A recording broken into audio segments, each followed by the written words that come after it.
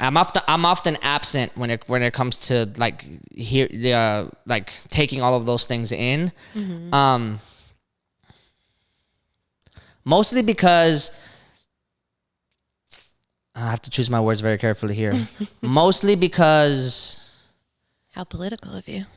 Yeah, I guess this is my politician stance, right? No.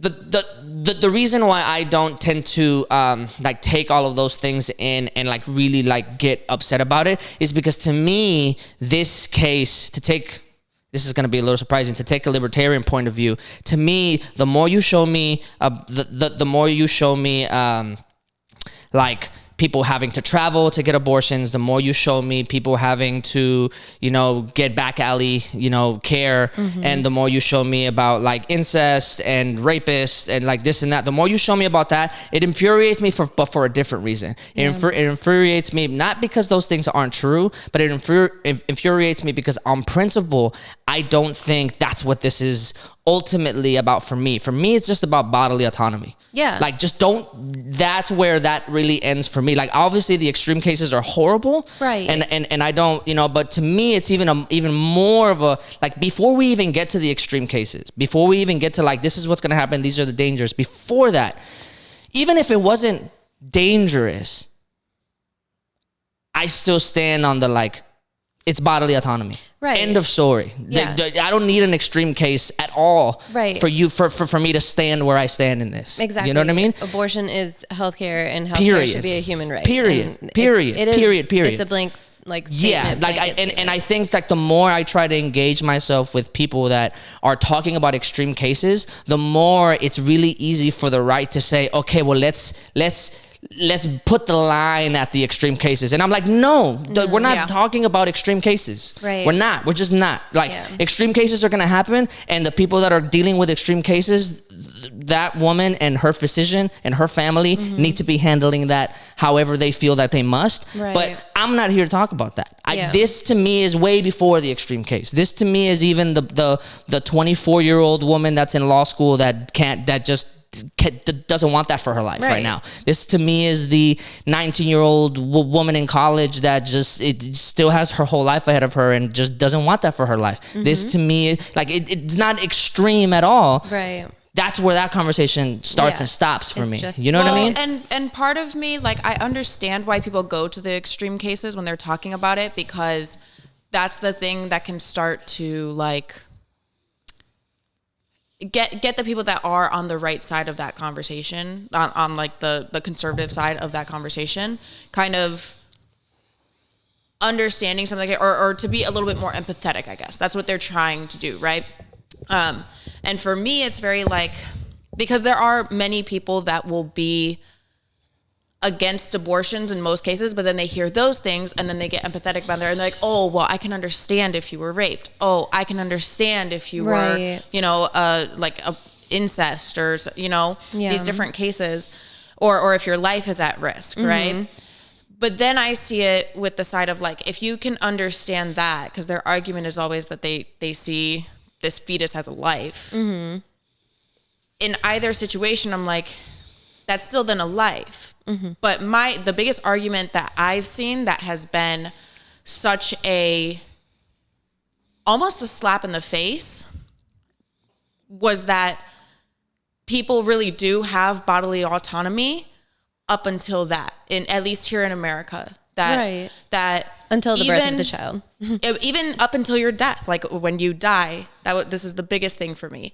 A dead body, you cannot take things from them. You cannot you cannot infringe on their bodily organs autonomy or anything unless they are an organ donor. Right. Even if there is somebody dying that needs an organ that you have that is a perfectly healthy organ, you cannot take it from them unless they are an organ donor. Why does a dead body have more bodily autonomy than me? Why are we even talking about that? Even a mother, if she already had a child, has a living child, does not have to give her child anything from her body unless she consents to it. If they are the same blood type, if she does not consent to giving her blood to that child, even if it's a life-saving thing, she does not have to. Right. Why do I have to give my body just because this thing is inside me and it like Yeah. That is up to me if I want to do that or not. Yeah. Right. I want to go ahead and, if you want to, the moment you want to jump in, you can. But that for the people on the left that are on our side, right, and you're watching this, I want to do my best to prepare you as best as possible with like the arguments, because I've had this argument before in like public conversation. When people say that, the right will say, well, sex is a personal choice and blah, blah, blah. And like you chose to do this, actions and consequences, repercussions and things like that, all this, blah, blah, blah, this and that. Right? That is a very carefully crafted argument that the right will use to get you inside this box, this logical box. Right? And I want to be very clear about how to get away from it. When they put you in that logical box of like action and consequences and this and that, the underlying tone there is that there's a bodily autonomy there. You're making personal choices. But the tone that you're not seeing is that actions and consequences work extremely different for wealthy people than they do for poor people. Absolutely. Yeah. And they will very conveniently not talk about that, mostly because the people that are either talking to you about that understand that, and they are very, very deliberately not trying to unveil that. Or you're talking to another person that's working class, middle class, person that has religious views, that is more traditionally conservative and believes what they believe, and they are in this like actions and consequences, which to them I have no argument for. If you are having this conversation with somebody that is religious and that's where they stand, even me as a person, when I've had those conversations with people, I'm like, I think this is where that conversation ends. We agree to disagree, and then that's where that conversation is. Why? Because they have no power. The other side of that coin, though, is that these politicians, believe me when I say, that Republican politician's wife, should she cheat and she doesn't want that kid, she's getting an abortion. Oh, yeah. Should that politician's daughter get pregnant before she finishes college and she has a political career already designed and art and manufactured for her because of her family name, believe me, she's getting an abortion. If that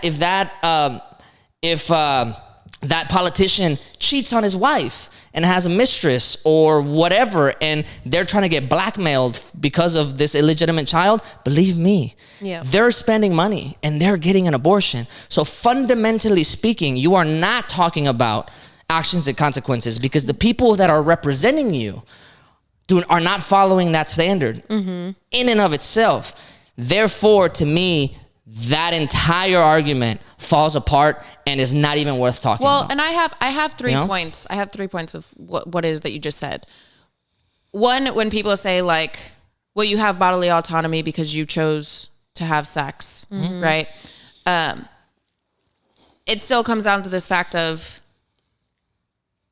even with, there was something specific that you said that it just made me think of like, your consequence isn't